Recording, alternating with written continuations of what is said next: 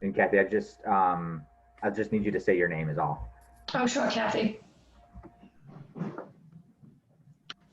And then Julie was the second, Josh. You get that? Yep. Yeah. Do you want to do the roll call? Yes. All right. Eric, Aye. Kathy, Yes. Susie, Yes. Julie, Aye. Bill. Yes. Thank you. The next order of business is transfer order for the employee contractual buyouts FY 20-053. Looks like we're shifting $217,807. Tony, can you just walk us through that real quick? So there's four components that make up that number. One is the sick leave buyback component. The other component is some vacation that the employee has on the books, and they're leaving with that on the books, and it's a financial obligation. And then thirdly,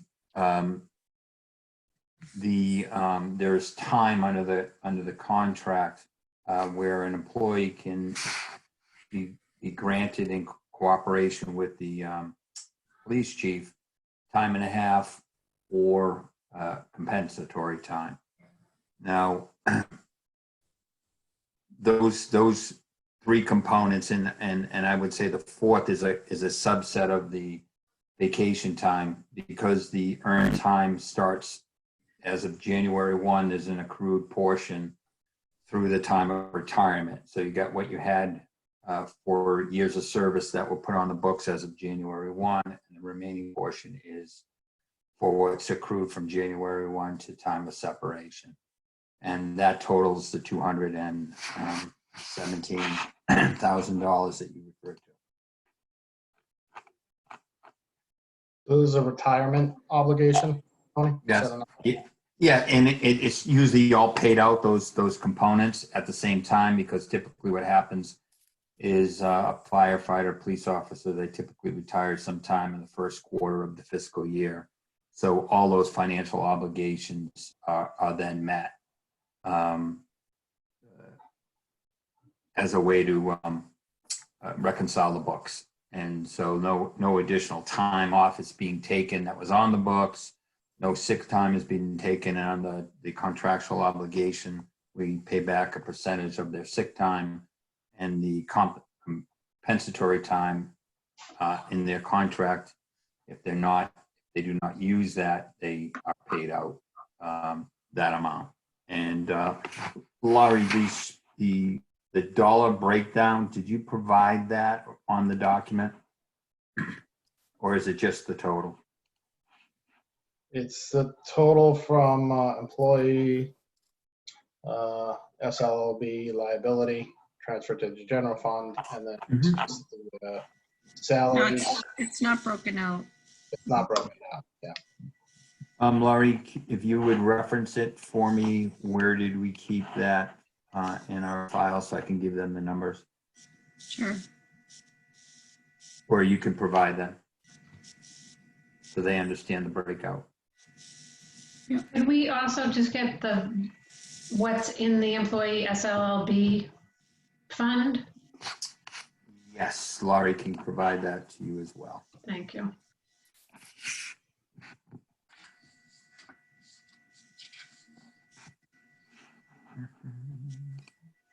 While we're waiting, can I ask a question? So, Tony, was it SLLB fund one of those planning funds that we set up a couple of years ago, and we're funding it through, I think, through a free cash mechanism? Is that right? That's correct. That is exactly what it is. Yep.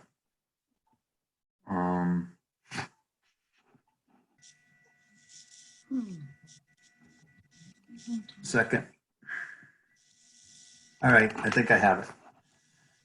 All right.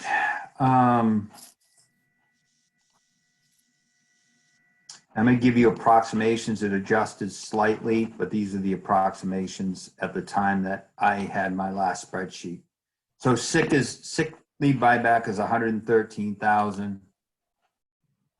Vacations 35 and comp times 44. That's a little underestimated. Again, this was estimated back in January. Laurie's looking for the one that she used to calculate it. But that will give you the breakdown. The majority of it is in fact the sick leave buyback. So roughly around 58% of it is that. Percent of the prorated vacation is approximately 19, and the compensatory time is, excuse me, is 23%. And then the balance in the fund as of 4 is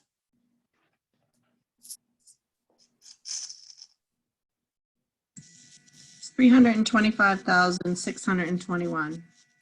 yes. Thank you, Laurie. That's what it is.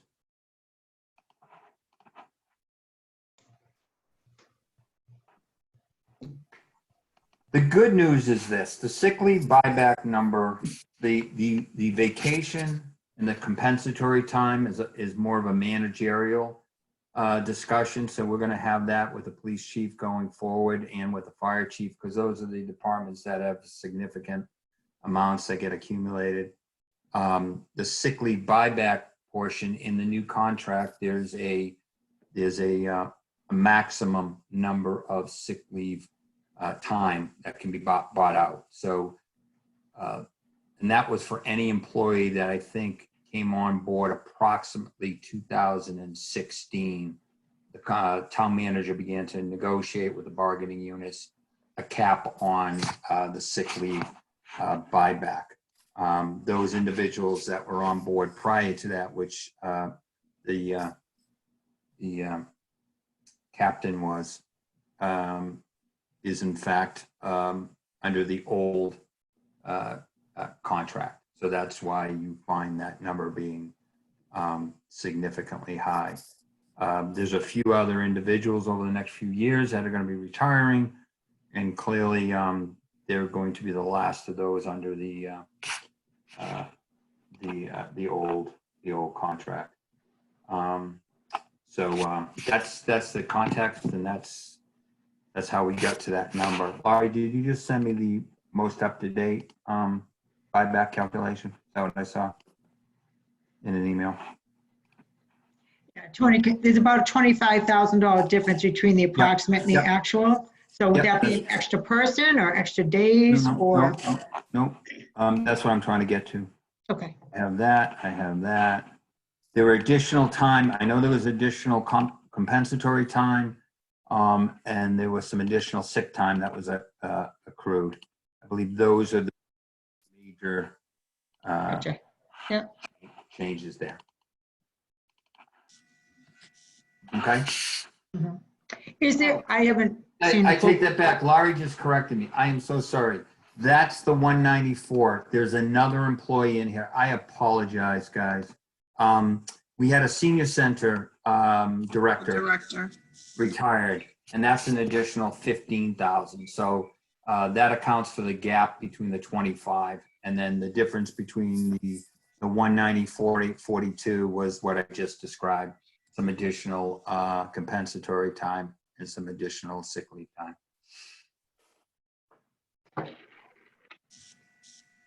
Do they have to give a certain number of notice so that it gets included in the budget, or they can just randomly retire? How does that work? They don't randomly retire. They give notice. What our practice has been since I took on this was to not. This is my own practice that the town manager has adopted. In fact, one of the reasons Bill mentioned we set up that special fund, we wanted to be budgeting our departments based on their head count, based on their planned hours, their planned overtime. For those who haven't been around, in the past, when there was a sick leave buyback being presented or needed to be funded, typically what town meeting would do, or the selectman would do, or the administrator would do, and I'm not saying this was true across the board, but often they would say, find it in your budget. But what I felt that it didn't give us a clean comparison from year to year. It would get muddled in the operating budget.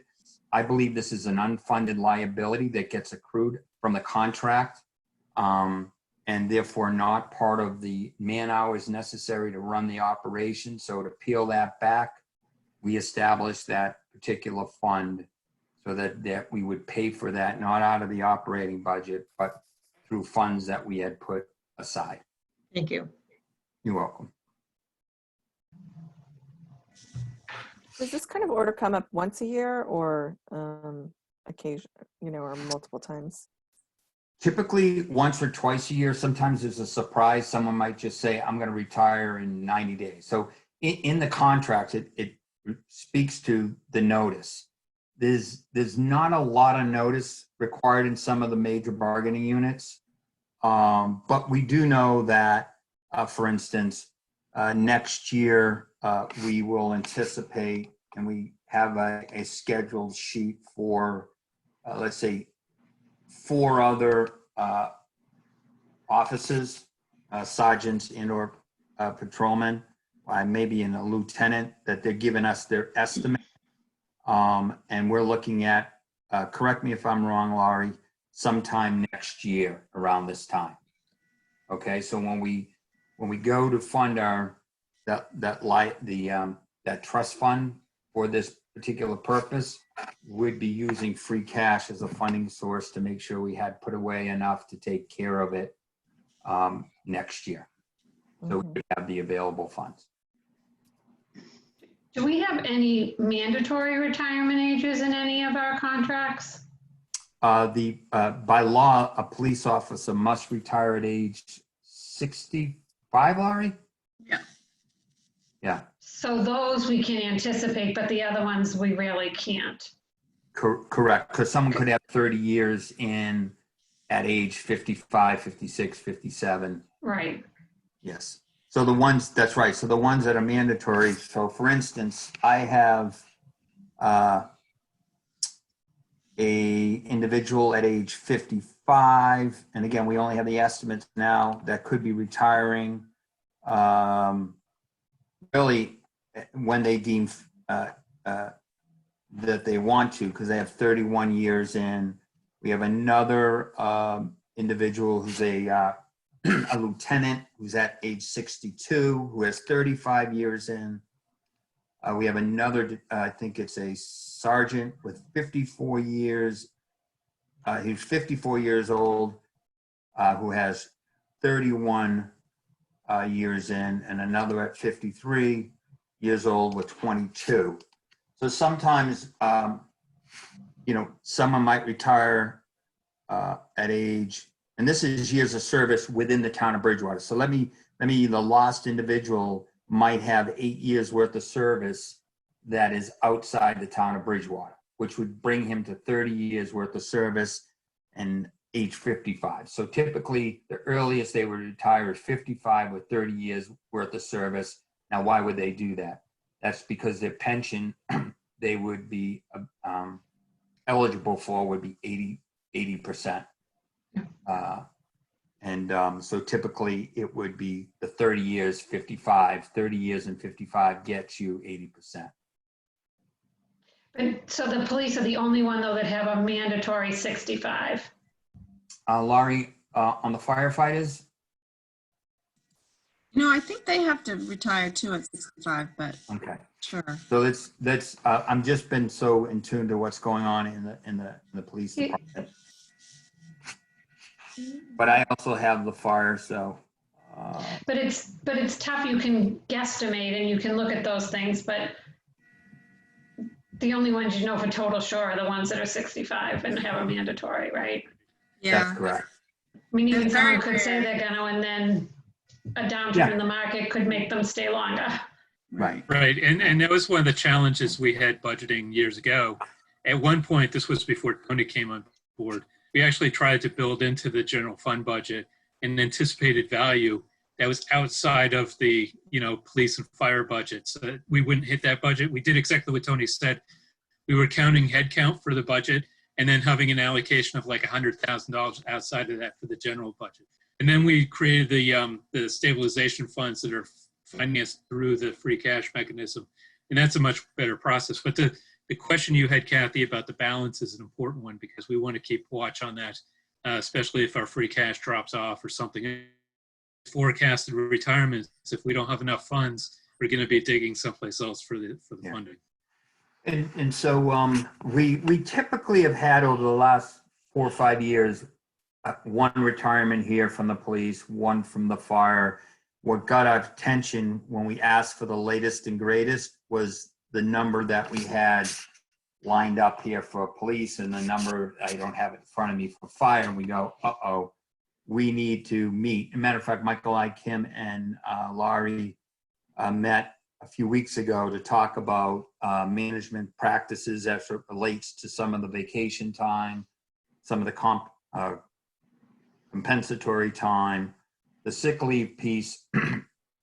We kind of know where that's going to max out, but now we want to become more disciplined in our projection going forward, so that when we say we have 50% of what we're going to need 3 years from now, that we have that in our stabilization fund for this particular purpose.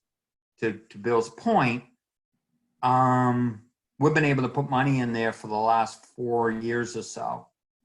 Who knows what next year will bring, and we'll be met with some different challenges, but we'll adapt and pivot, and we'll find a way. We will find some way to fund these.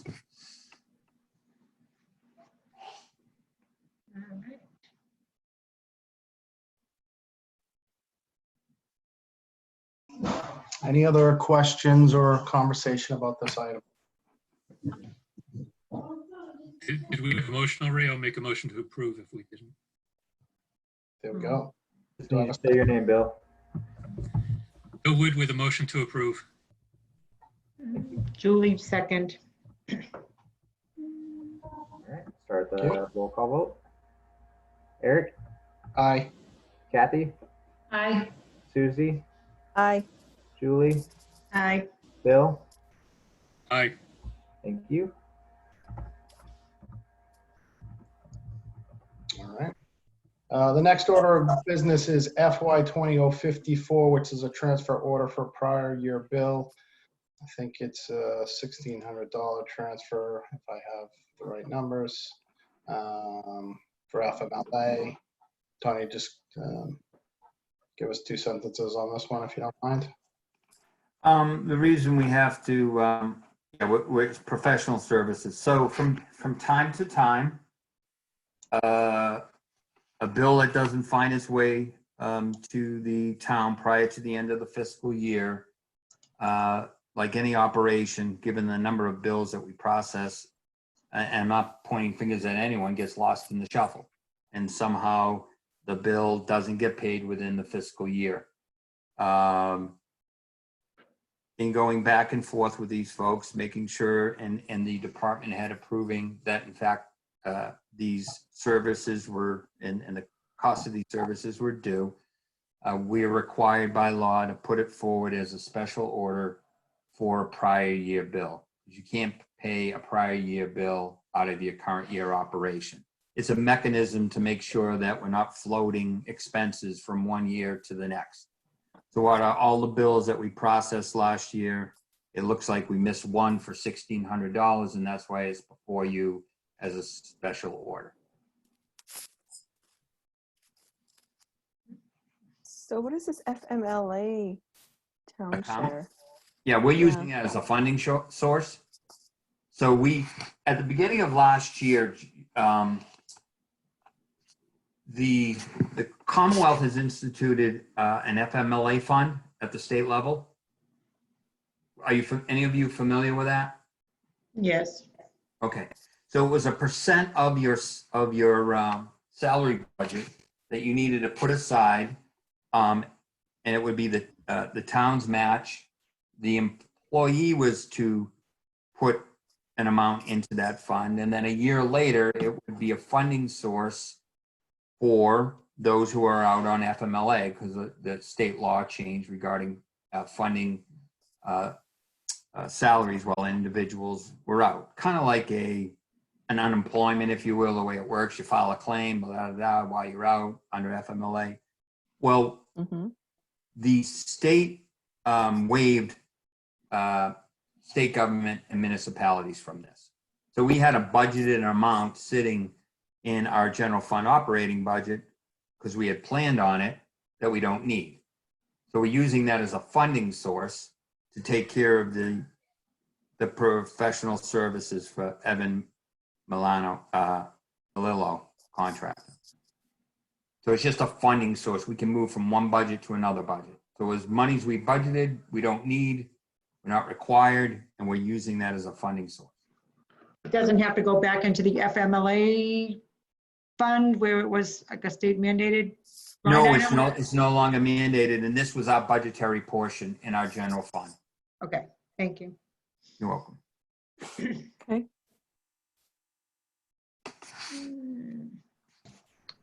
Any other questions on this one? Tony?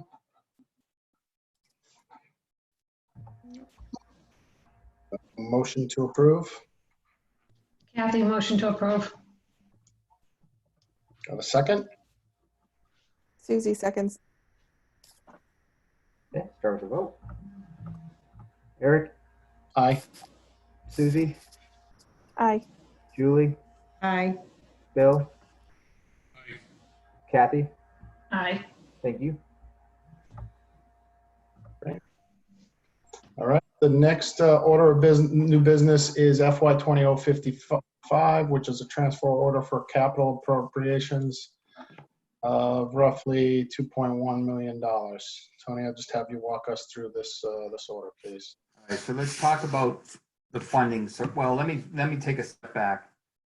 We were ready to submit a full-blown capital program for FY 21. It's kind of cross years, 2021. It was probably going to be the most extensive plan that we've ever put together, dealing with roads and dealing with drainage and but then came COVID. So we took a step back and said, of that, roughly, let's say $28 million, what do we need? What do we really need to address right now? And so this is the short list, some of which, when I get to it, if it says lease payment, we've already made a financial commitment, and part of our funding of our capital plan is to fund the lease payment each year for that particular asset that we've bought and, we purchased in a prior year. Some of those lease payments you'll see will be multiple, because we know that when we process this order, it will be our one and only capital order, and we'll have a payment due, and then we'll have another payment due sometime early next fall. So we want to have those monies put aside. So just know that the larger plan was nixed, and this is what we're presenting. The town manager is presenting as the major items.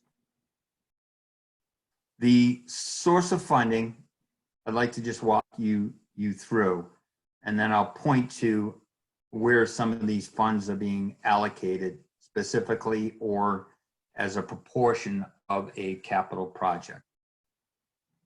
So you have that in front of you, right? The order with the sources of funding and then those items, right? Got all that?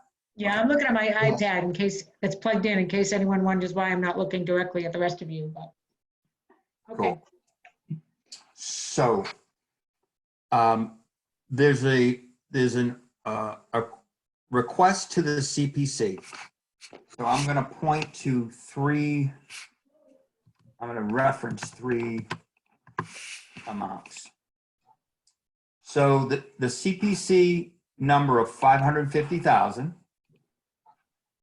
the water and sewer reserve, one for 191,718, and another for 308,282. Those three total $1,050,000. All right. The town manager's intent, if the CPC approves the 550, is to take the memorial building and retrofit that so that it can become a portion of the town offices. So what town offices would end up being moved there? You may or may not be familiar, some of you may be. The water and sewer department, their office is in a trailer. Okay, and that trailer is down by the Legion Field, I believe, parking. Is that the bill down there, Bill? Legion. And so the town manager's long-term intent is to enact a portion of the charter which fully gives him authority to implement the Department of DPW. It's there in structure, but it isn't there in implementation. So this would house, at some point, again, we can argue whether or not this is appropriate at this time, and that's what I'm sure you guys will debate, a DPW director, your water and sewer superintendent, the water and sewer superintendent offices, and then maybe some of the DPW administrative offices. But that building, one of the functions in the town manager's plan is to get that up and running. Now, this is only a portion of the remodeling costs for that. An additional $700,000 is sitting to be used that does not require an appropriation, because when the town went out and funded monies to do the town hall renovation, work to the town memorial building roof, and work to the fire station 1's roof, there was additional monies that hadn't been spent, particularly to the memorial building and the fire building, that were planned on and legally can be used for the renovation of this building. So you can see that that ends up being like $1,750,000 that's going to be required. So what would be required in there? What would be required is to have, if you've been in the building, you would probably get it, the bathroom facilities, the heating system, the access for ADA compliance, all those things to make that a municipal building require major renovations to that building. Kimberly would be overseeing that. Kimberly Williams, the assistant town manager, will be overseeing that project. So that's really a big chunk of this plan. Almost half of what you have before you. Any questions on that piece before I get down to the detail of how it all breaks out? You'll see a correlating amount down below that pertains to the memorial building. This is Kathy. So I attended, I think it might have been remotely, but a town council meeting, and I think there was a lot of discussion and not agreement about whether or not that plan was the right plan for the memorial building. So my question is, if we vote for this money to be moved, are we saying you can do that? No. In fact, what you're voting is whether or not you think the town manager's plan is a good plan. Because if you do, you wouldn't need to fund it. But the council may say it's not a good plan, and they may vote to pass over or vote no on this. Same thing with. I guess I'm not, I guess I'm a little bit confused, so bear with me. So if I vote yes on this, am I saying I agree with the plan that, and that the town manager can do that?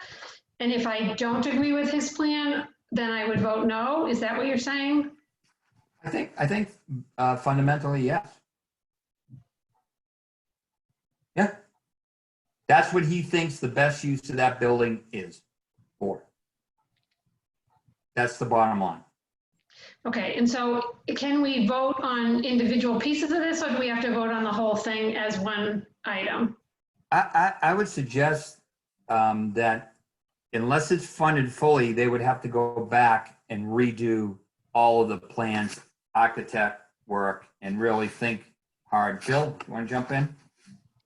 So I think the question is really, can we recommend a portion of this order as opposed to the whole thing? Or you can recommend whatever you want, right, Bill? Yeah, and that's a big challenge because it's coming to us as a whole order. So we can obviously make a recommendation. Now, I think I don't want to jump into personal opinions on the building, but I think I heard the same comments that Kathy heard with regard to the use and structure.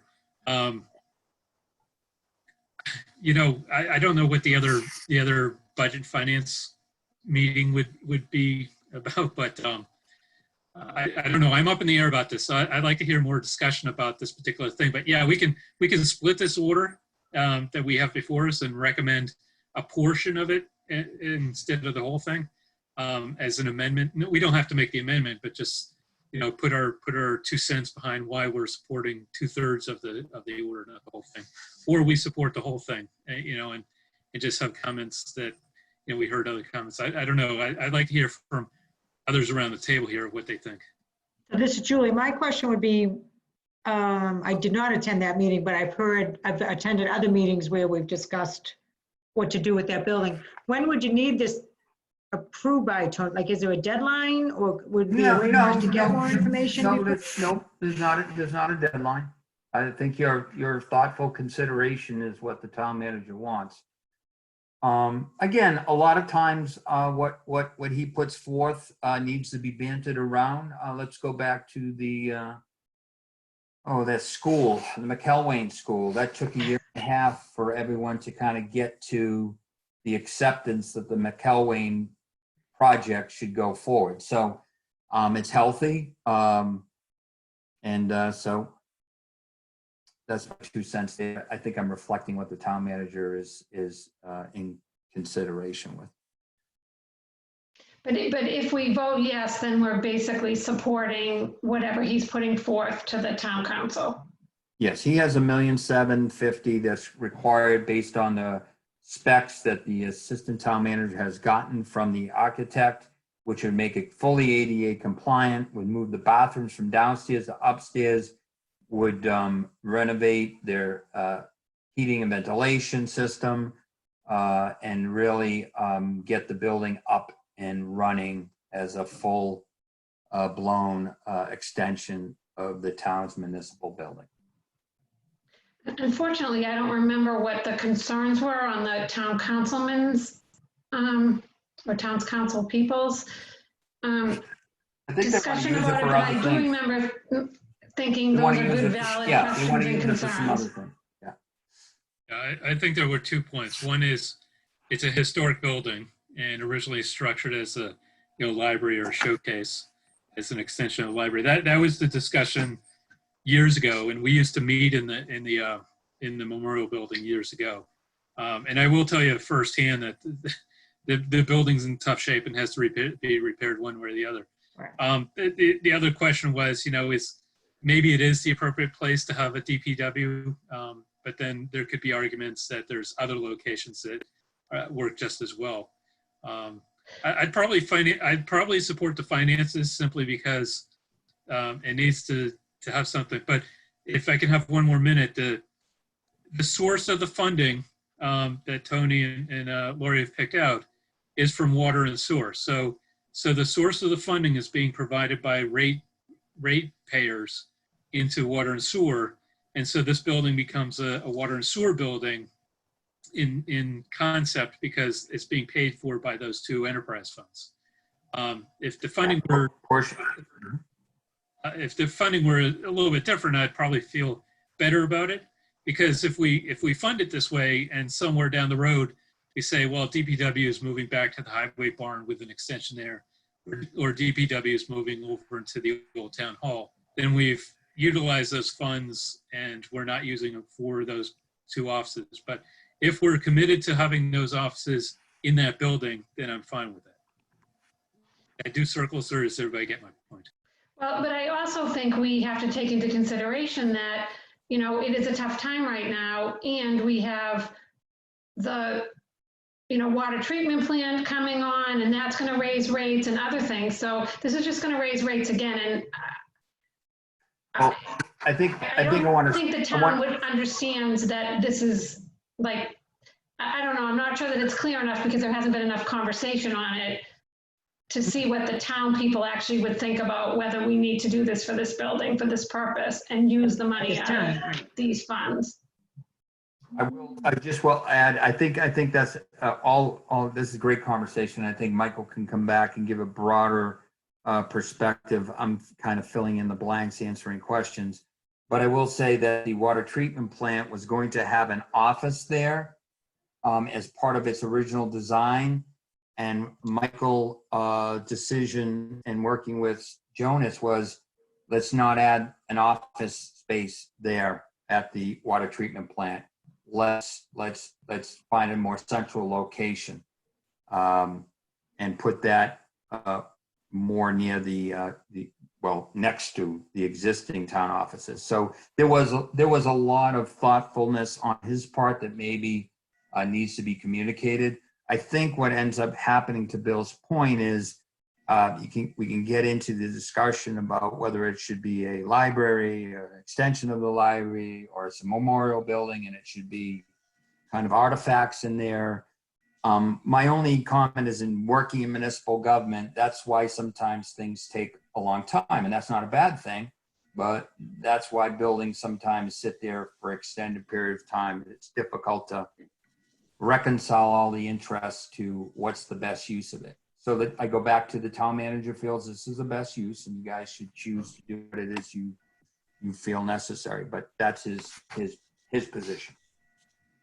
Can I say one thing about the water and sewer office? In the original submission to one of the treatment plants, they did ask for an office administration building, and the Department of Environmental Protection did not want to put them, they did not want an office there where public could have access coming in and out of the new treatment plant with an administration building.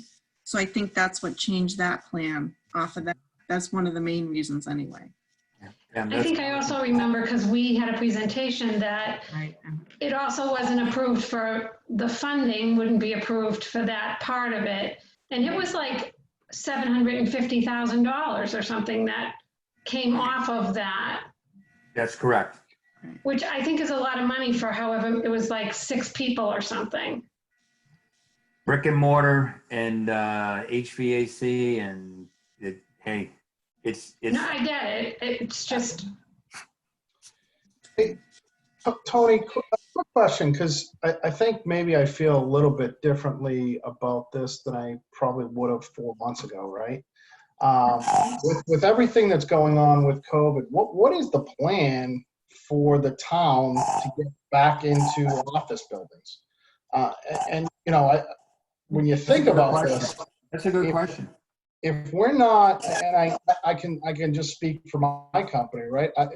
None of our buildings in the next 2 years are going to be 100% capacity. They're going to be 50 or 60% tops, right? Mm-hmm.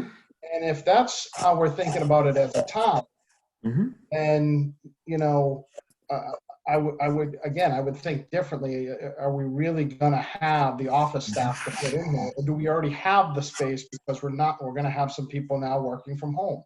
As any conversation? Absolutely. And we've gone and we're working on a reopening plan, and with the thought process of what's the new norm?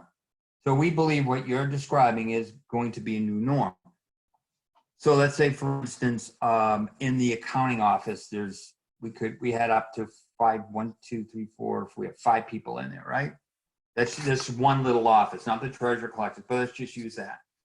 We know that we're not going to be able to have 5 people in there at one time. But that doesn't mean those 5 won't rotate through there.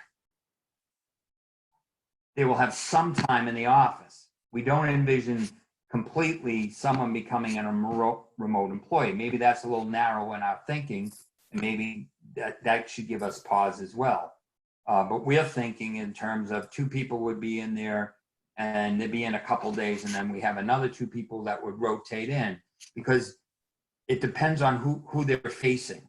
You know, who are they front facing, and who needs to be in the building that might require a customer front facing.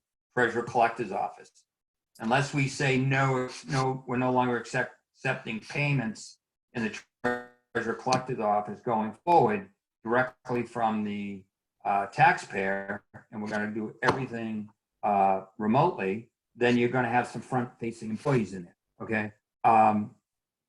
So in my mind, in and out, and you need to have a space for a home.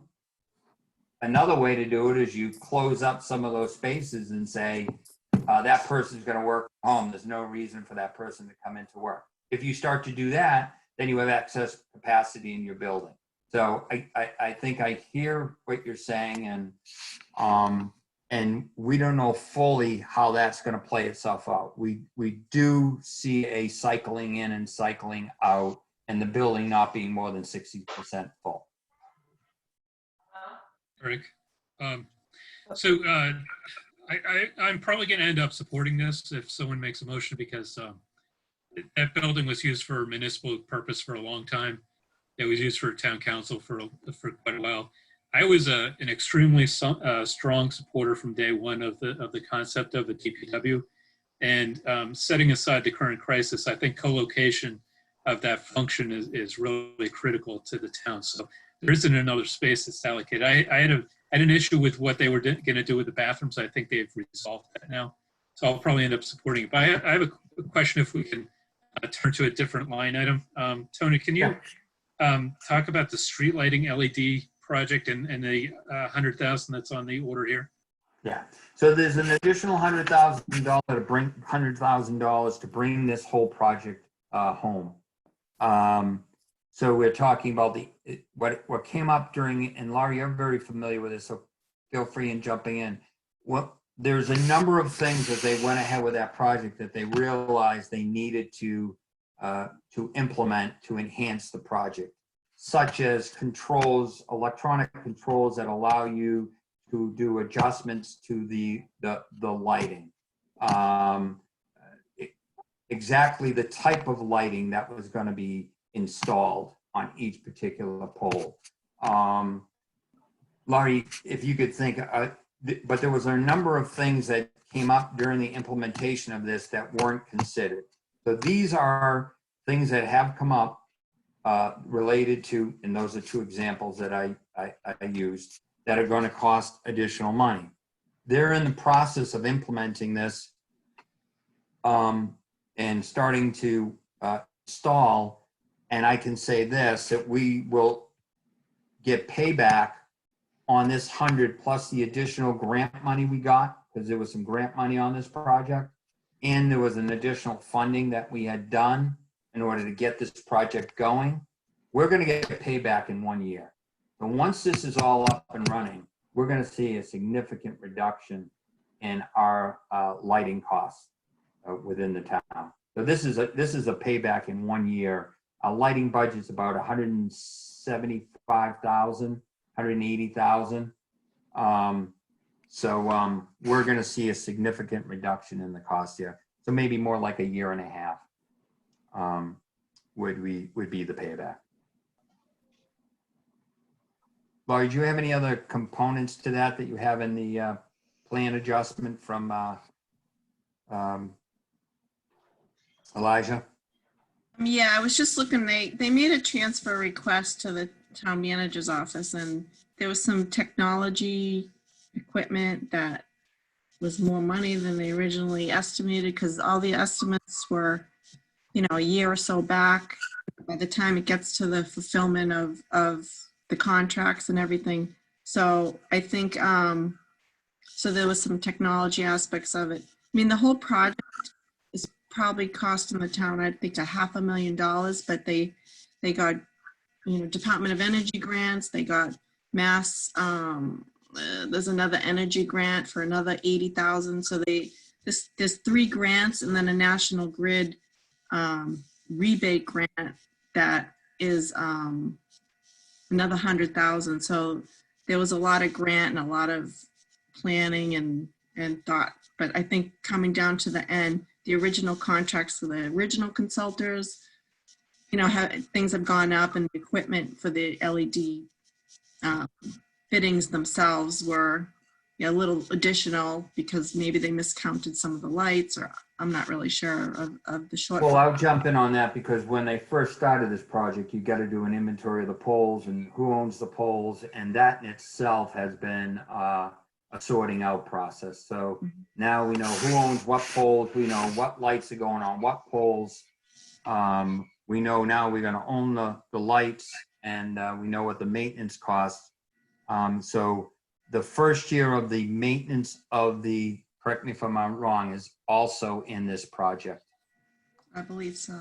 So there's a maintenance cost for the first year that will be funded here, so that when this gets up and running, we will have what's required to get that whole project not only implemented, but up and running and maintained for the first year. Is there any kind of a capital project summary sheet that shows some of these things that you're talking about? What are the benefits? What's the return on investment? Again, what's the years to, absolutely, pay back? Kathy. And again, I beg your pardon because we had all of that. We were going to give you all of that information, and I've just been, my world's been turned upside down. So again, it's not an excuse, but I ask your apologies. I'm gonna see if I can't issue a copy of that. So maybe we should defer our vote till we get some more of that information. Sure. What again? I don't know. I'm throwing that out to the group. I'm not. Oh, okay, gotcha. Yeah, Kathy, I think that's reasonable because I have some other questions too. I think, one being new, and then 2, particularly around the buildings, there's always some level of deferred maintenance. How long has that been part of this, versus reconfiguration to bring in, water and sewer versus we got to improve these buildings because they're going to fall apart. I don't know. So I think that would be helpful to have more of a breakdown. Yeah, absolutely. So Laurie, what we'll do is let's give a little more of a general discussion for some of these other projects, and then we'll send you the actual project sheet, which has the details that I'm referring to, so you can look them over, okay? And would we have that for any of the new things? I get the lease things that we're already contractually obligated to, but any of the other projects, we should be able to see some kind of a summary sheet that shows that information, right? Yes, again, I beg your pardon. It's No. I get it, Tony, totally. We did spend a lot of time. Yeah, We spent absolutely. a lot of time to get all of the details ready for you guys in presenting the whole plan. It's Tony spent hours and hours. Undoubtedly. To your question, absolutely. We'll send you the individual sheets for all of these so you can take a look at it. And just one more thing back to the retrofit LED project. I think 2, maybe almost 3 years ago, you first appropriated the original contract to get this going. It was $60,000 to bring in the company. I think it was Tanko at the time. And then 2 years ago, you added another $30,000. So you funded some of this project already to get it to where it is. And now it's almost, and that's just a perfect example of the documentation that is in the whole plan that you can see when it started, how much you funded, how much it needs, what changed. So that is all there. Laurie, what's that project number? Oh, I know everything but that. No, it's right. I'm sorry. It's right on the order, isn't it? Yes. Thank you. And if you could also find out when you get that summary, the number of private lights around town, are those being captured as part of this project, or are the homeowners that paid for those being offered to go through the upgrade at the same time? Now you're getting way below. Yeah, that would probably be a question for Michael or Jen Burke. So we'll get that package all together for you, and we'll. Uh-oh, my lights are blinking now. And we'll get that so you can be more informed. Is it Verizon that's doing this work? No. Oh, Forget the name of them. It's a consultant. yeah. So we'll get that to you. Just to finish up on the other ones, just gonna pull it up. 19203, Tony. Yeah, I just found it. So we'll shoot them all off to you. And I think you're also going to want an answer on the townwide phone system and the fiber optics program. And so there were some major initiatives that we already had underway. And so I'll have Michael come on board and Jen come on board and be prepared to speak to each one of these. Okay? Yep. Tony, the only question I have, because I think that makes all the sense in the world, I think we do need a little bit more information, is there anything on this list that is an absolute must approve for tonight, or is it okay to just continue this piece over to the next meeting and not vote on any of it tonight? Laurie, there's no lease payments that need funding, or is there the money for the engine? Yeah, there's 37,000, but I think that's time, you know, because you have to have a special public hearing for the capital orders as well. So I think as long as it's before June 30th, it'll be fine. Okay, good. Thank you. Okay. All right, so that, Sorry, Go can I ahead. ask a quick question? And if it's better to hold off and wait for the detail, that's fine. For those fire engine leases, so there's lease 1 of 5 for 37,492, and then lease 2 of 5 for 137. Can I just assume that that must mean the second lease has more in it, or is just I curious? did a portion of it, yeah. We had already funded, we thought that 100,000 that we funded last year would be enough. We're short 37. So the 100 that was already funded plus the 37 gets us through lease 1. Lease 2, we want to make sure we have that money put aside so when the lease comes up prior to next, and it will come up prior to next May, that we have the second lease payment ready to go.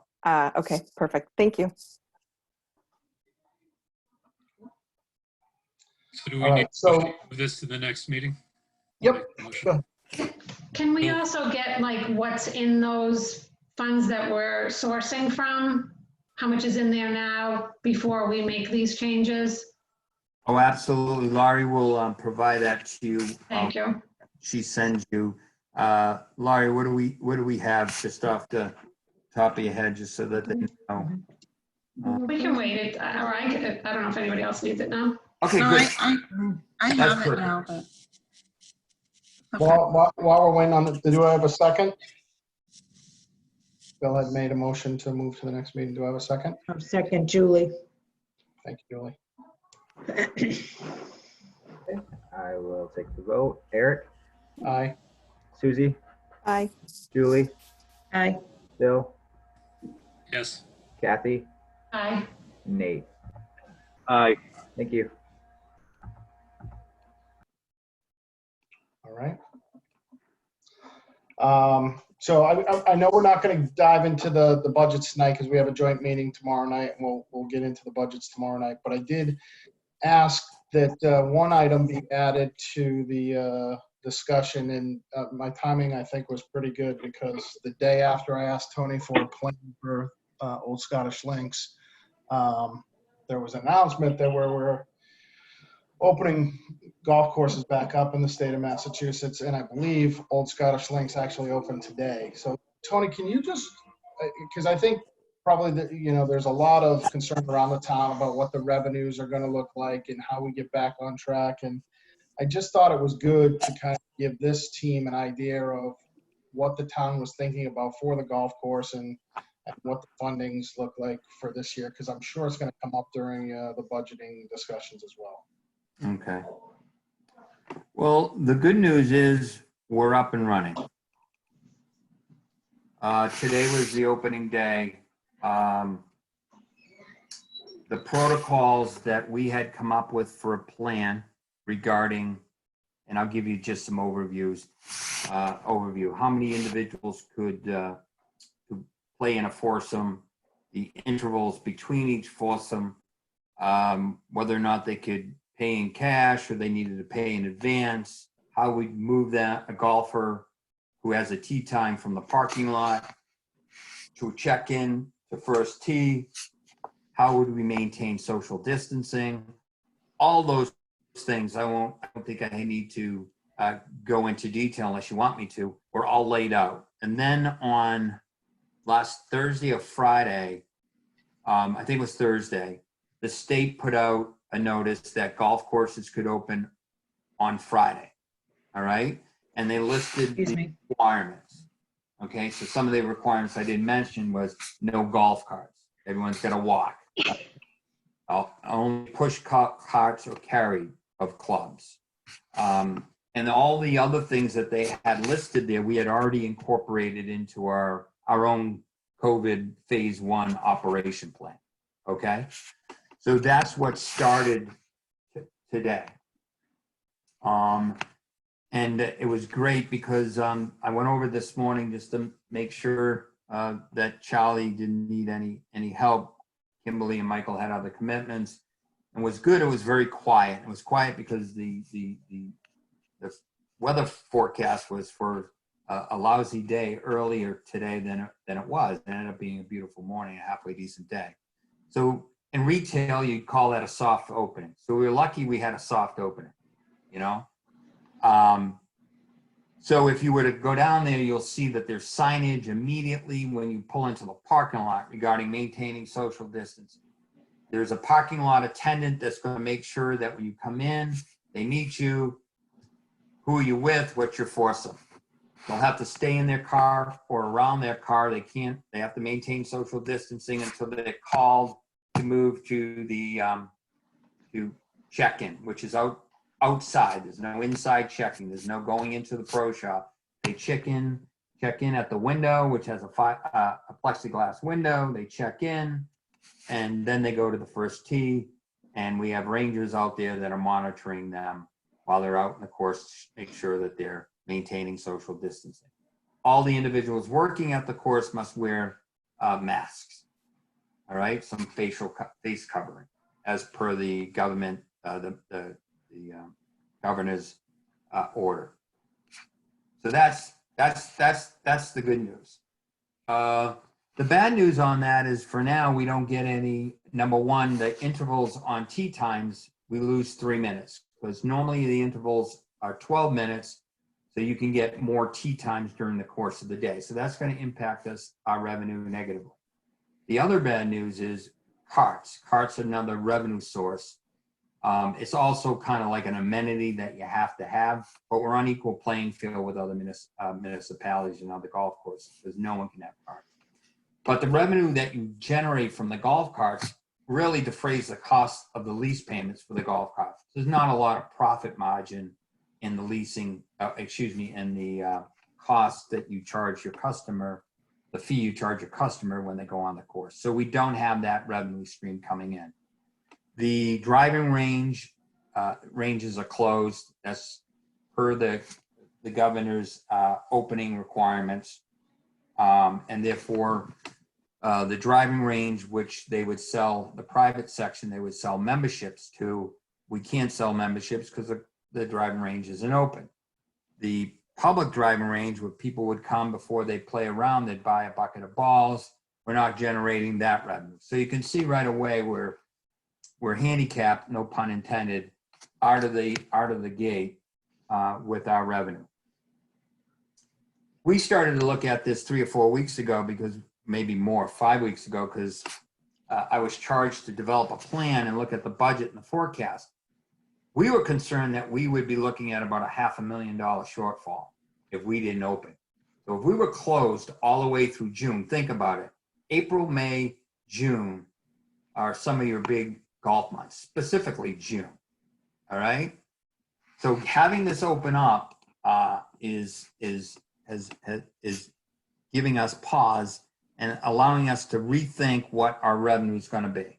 Like anything, we don't know whether or not the golfers that come back are just going to be your hardcore golfers and they're going to golf no matter what. But your casual golfers that fill in the blanks are not going to come back because they don't feel safe. So we got the same thing in this opening that any retail, any restaurant, any business is going to have over the next 3 or 4 months, 5 months, 6 months. So we can't expect the revenue to be generated to be, and my projections are conservative. And I think conservative enough that we can meet them, but we're going to have a deficit at the end of the fiscal year. There's no doubt. Right now, we're anticipating a deficit of about $250,000. Well, there's only one funding mechanism for that, and that's a subsidy. And that has to be done before the end of the fiscal year. So we're going to be submitting an order to transfer from available funds. And the only available funds we have at this point are our stabilization fund. So we anticipate putting through an order to transfer from our stabilization fund an amount to subsidize this operation through the end of the year. Can I ask a couple questions?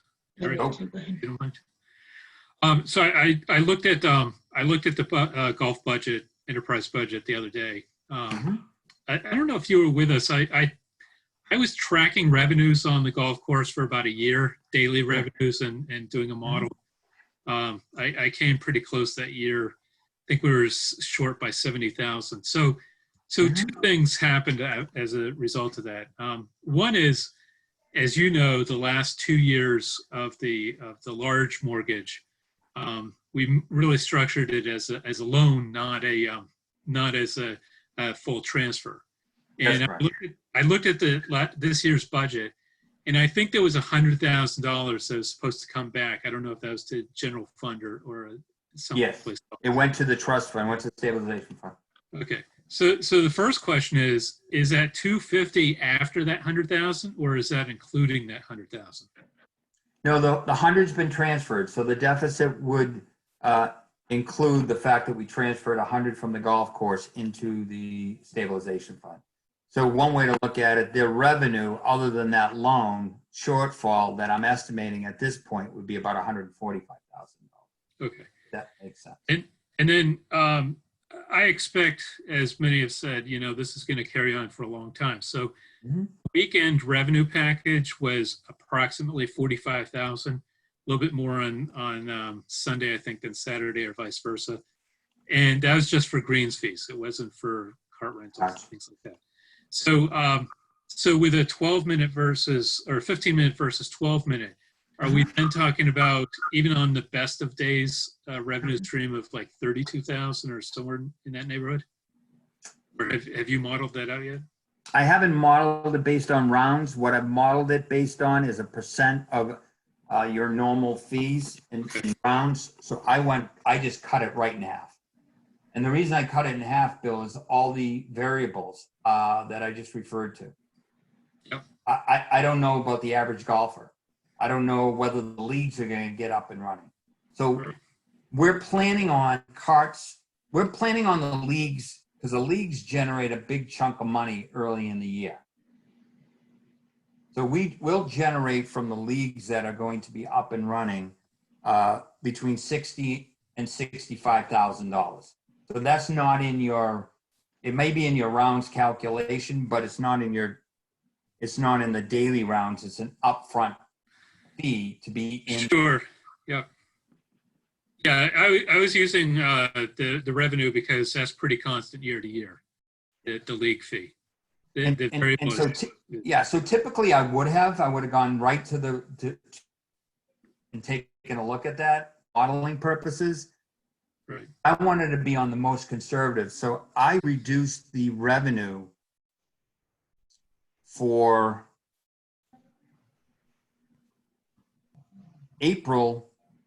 for May, I cut it in half.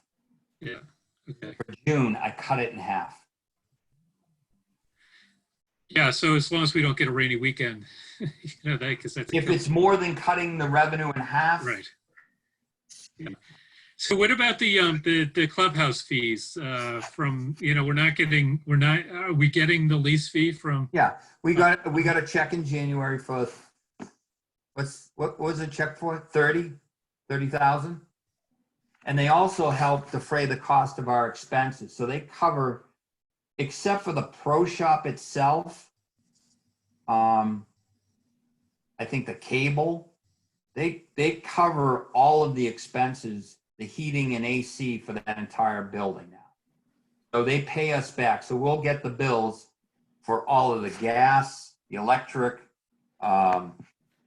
and the propane, anything that's a cost related to running that building, we get reimbursed for. So that's another $15,000 to $20,000. So that helps defray the cost of the operating expenses for that whole operation there, the clubhouse. All right. What about austerity? The 1 year that I was tracking it, we were about 100,000 short. So we actually reduced the expense level from 1.3 to 1.2 million that year. It took it, and of course the golf course said they couldn't do it for 1.2 million, but they managed to make that by the end of the year. So are there other cost savings this summer that they're talking about that they can do to reduce the overall run rate of the course? Grass needs to be cut, grass needs to be fertilized, etc. I get it, but are there other things if we have reduced usage? So what I did was about a month, actually about a year ago, and I reached out to Billy Casper Golf. So they're in the business of golf management. They're in the business of golf consulting. And about 5 months ago, when we sat down, well before the budget process, with the golf course superintendent and the director, and started to kind of we had a come to Jesus moment, because what I said to the group, and Michael as well said, this is an enterprise fund and it has to be run more like a business, and you have to think like a businessman, because they first said they had some capital items that they wanted. So I said to them, if you went to a bank right now and asked for $500,000, $750,000, or $1 million to do the capital improvements maybe you have in mind. Let's say bunkers need to be redone, they're 20 years old. Your irrigation system a few years from now is going to be 20-something years old. At 25 years old, your irrigation system starts to go. I said, would they lend you any money? And the answer was no, because they're not showing a profit.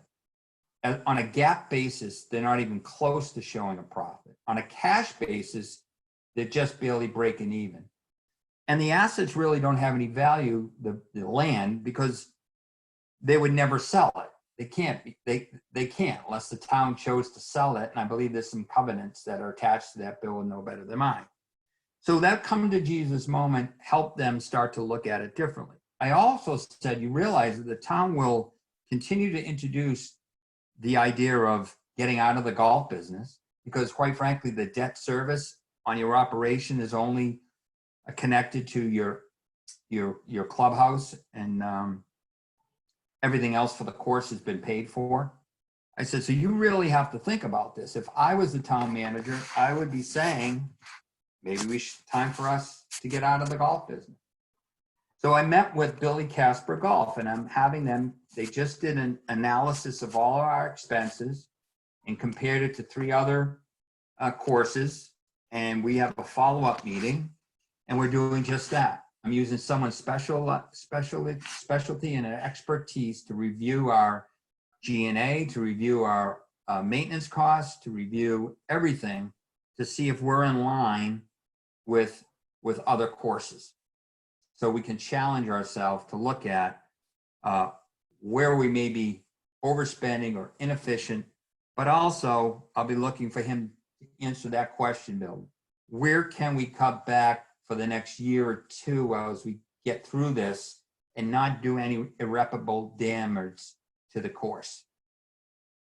It's important to know that a tee box or a green, let's use a green. If you lost the green because you did not maintain it properly, it's $100,000 a green.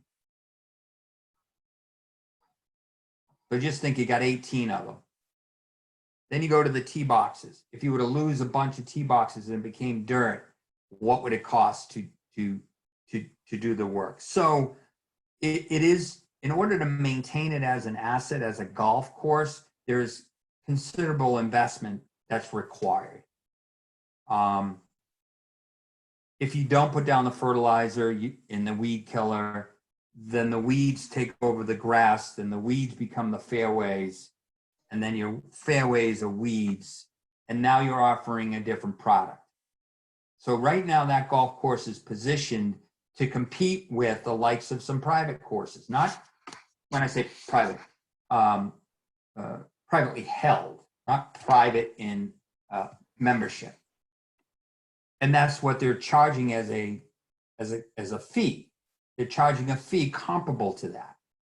If the course was to somehow deteriorate, you would then begin to negatively impact your rate per round. You would go to a subpar course and you could lose 10, 15, 20% on your rate structure. To maintain that equilibrium is difficult. So I know that's a long-winded answer, but there's a lot involved keeping grass green and tee boxes healthy and greens healthy. It's not a business that anyone goes into to make money. No one goes into the golf business in the Northeast to make money. They go in there as a centerpiece to sell homes. You look at Indian Pond, if you look at some of the courses, and then they have a function and a facility, it's a backdrop, it's a canvas for everything else. So to have a standalone golf course today, if you were to say, would someone build a golf course someplace? Not unless they're millionaires building a private course that they only have 100 members on. So that's the golf business in a nutshell. And I'm not an expert, but I've done enough research to know enough, I guess, to be dangerous, but also know to be cautious in making decisions. And that's why we're brought in Billy Casper Golf. Now, I told Charlie and the group that we're going to be doing analytical work. And so this is part of that due diligence process. So I'll be meeting with him again this week. And as I get information, I'll be sharing it first with the golf course, and then secondly, then with, and that's certainly the town manager when I speak in those terms, and then with you. So I guess the question that I would have is, what if it comes back that it really doesn't make sense from an economic perspective for the town to have a golf course? And as you said, we should be thinking about that, right? I'm going to give you the answer now. It doesn't make economic sense for the town to have a golf course. It's an amenity. So then how do we get that conversation to find out if people want us to have a golf course as a town versus not have a golf course anymore if it's not economically good and we're going to hit hard times right now? Yeah. Kathy, let me give you another piece. The reason the town went into that business was it was a way, and this is again another economic driver, a way to not allow that tract of land to be developed as homes. So the town says, we'll buy it, we'll make a golf course, and if we can break even, we're paying to maintain this open space. It's an amenity. The town purchased an amenity and purchased open space, and that costs. Right. So, but I guess, but there's always the question of, does it still make sense, right? Again, it's a personal. I was promised $800 memberships at the course when it was paid off, but that never happened, right? So it's a, yeah, Kathy, what Tony's saying is exactly what, when we had the golf commission and I was asking them to reduce by $100,000 in the enterprise fund. The argument is it's about maybe 55 houses that don't exist because we purchased the land. Now, remember that there were 2 bonds that were done. One was for the land itself, and that's been paid off. So for a while, we had an expense $400,000. Yes. $300,000 was the first bond. $100,000 is for the clubhouse, which we can't get into that. That's a long discussion. But so I think that what I was always looking for in the enterprise fund was, and we can't do this now, but for them to break even and not to take any resources from the general fund. And then you have the best of both worlds, because we do have a recreational area for open space, and we also don't have an encumbrance on the general fund or stabilization. But this year is going to be very different. And I think what we need to do is look at what's going to happen 3 or 4 years from now, because we can't keep hitting the stabilization fund for $250,000 every year when we need to be, paying first responders and teachers and other pieces that are critical to the services. So that's what I was asking about with austerity, because you can water a little bit less and save $11,000 in August. You get a little bit of brown grass, but if you lose a tee box or you lose a green, it is very expensive to rebuild. Yeah. Yeah. I don't know what's going to happen to golf overall from this or something else. It's always been a tough. It could be that we're busier than ever because it's one of the few things, sport things that you can do in social distancing. So right. That could help in some way, but I guess I'm more just trying to think about how, as a person on the finance committee, do we understand what the town really wants to do, and how do we get that information out to the town to get that feedback? I think that's what we used to call the $60,000 question. Now it's like the $60 billion question. Right, because I think there's going to be, more scrutiny of what the town is doing, because people are going to start to pay attention, because we're going to, be on harder times, right? All is good when everything's great, no one pays attention. But as people start asking the questions, I think these are some of the things that are going to come up, and the golf course is probably one of them. So, I think you got 3 scenarios that I've spoken to the town manager and the golf course group. 1, you close the course and let the grass grow. You pay off your debt. You insure the clubhouse, you rent out the clubhouse, and you call it a day. Then you still have the open space. The other one is you look at the covenants that you have and see if there's a buyer that's willing to buy it, make it a semi-golf course, semi-homes, and the town can live with it. Or you relieve the covenants if there are some, you sell it to the developer and you build houses. You got to just put a stake in the ground. So what I'm going to leave this conversation, because I think we've gone as far as we can. What I would always recommend is never do anything without being thoughtful. And I think this is the beginning of a real conversation about what, to Bill's point, 3 years look like, and really have a plan. And I think we're on our way to that first step by getting a professional company to help us analyze what we have for data and really interpret it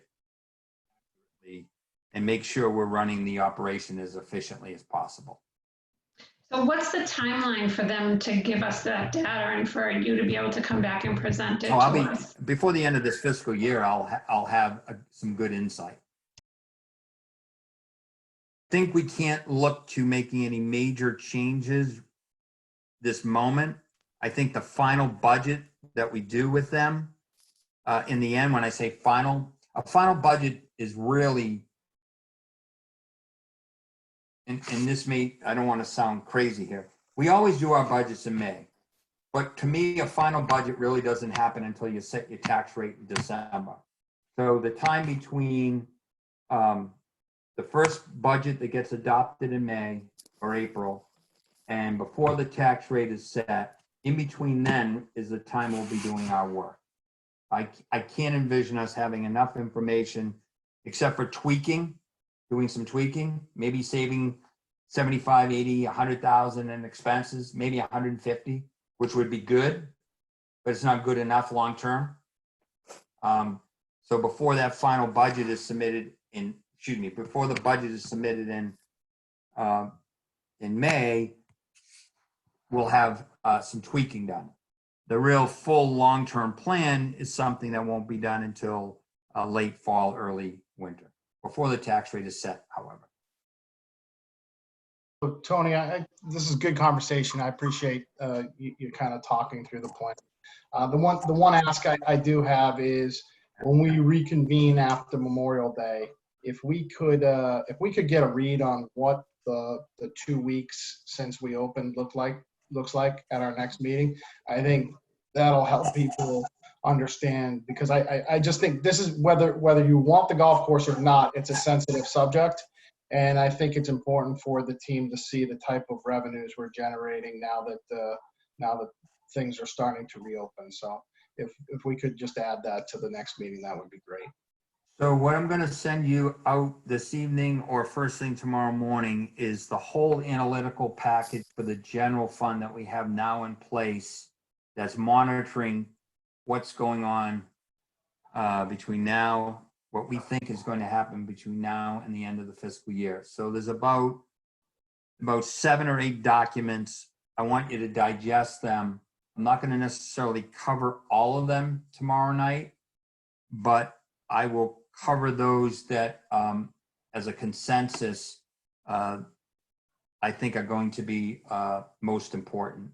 And where we've been focusing is the revenues and what are they looking like and what are we modeling for the rest of the year, and then how are we going to track and how are we modeling for next year and how are we tracking for next year. So those on the revenue side will be the ones that I cover, but you'll get some other documents. And that's going to be my monthly package from now on until further notice. It's not going to be the traditional budget to actual, revenue budget to actual, because those are up. They don't have any estimates for other months. All that is, so in July, you'll get a budget to actual on revenue. What does that mean? It means nothing. If you have a $3 million motor vehicle excise budget and you collect 200,000 in July and 200 in August, I mean, what does that tell you? Does it tell you you're trending one way or the other? So those traditional reports are going to be replaced by the ones that I send you. Hopefully that will be better than what you got in the past. I think you've been looking for trending information, and I'm looking for your feedback. So I'm going to send that out. If you can look at that before tomorrow evening's meeting, it would be greatly appreciated. And then we're going to add a golf course tracking document as well. And we'll model it to what you're talking about. What were the rounds last week? What were the rounds the year before? How's that fitting against the projection that I have here? And so that by the end of the year, we don't end up with a greater deficit than anticipated. Okay? Excellent. Hey, Tony, I'm sorry if you mentioned this earlier. I should have asked. I just wanted to let you keep going. How much is? I'm sure there must be some level of discussion, but in terms of, rethinking packages or rescoping people in terms of the course, has that been? Do you know what I mean? It's sort of like I feel like there needs to be creativity during this time versus, okay, it's not going to make money based on how it used to be ran before, but like, how can they run it differently in terms of creating different consumer packages? Yes. To attract more people. So that's where that long-term thinking, it's going to take some time to implement. So a couple of ideas that we put on the table. 18-hole golf courses are costly to maintain, and that number 18 was just arbitrarily decided many years ago. Original golf courses were only... You don't have a car, you ain't going to be walking all the most likely either, right? I'm sorry, what was that? I said, and if you can't have a cart, probably a little less inclined to want to walk all of them as well, right? That's correct. Yeah, yeah. So you're asking, are we thinking outside of the box? Well, the first thing we did last year was make sure that our rates were competitive with our counterparts. We made an adjustment as a short-term solution to make sure we're generating the revenue we should have been. What we've been entertaining is maybe it should be a 12-hole course, a 9-hole course. Mm-hmm. So what would that mean? Maybe it should be a 9-hole course plus a practice facility. Top Golf is a product out there where it's more like a target golf or a technology golf. You actually hit the ball, you hit it in the grassed area. And in fact, you play against others on a virtual course, or you play against others on targets. So there are different golf models, or you begin to say what other recreational facilities could fit in there. But that becomes, once we look at it and say the traditional golf model, we need to tighten it up so we can survive, to buy time, to come up with a different mousetrap.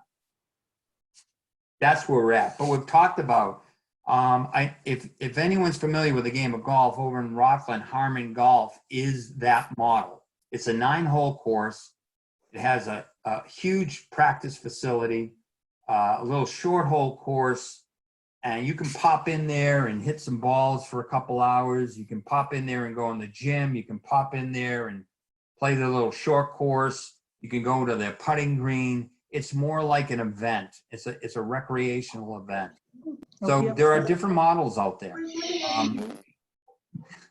And I did get them to begin to think in that way, but we're going to have to bring someone in to help us really move in that direction. I think we need some, that becomes we have some great ideas. What are the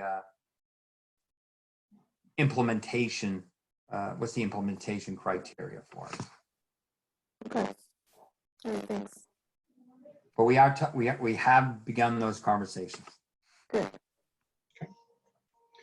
Right, any other questions? I'll open it up for public comment.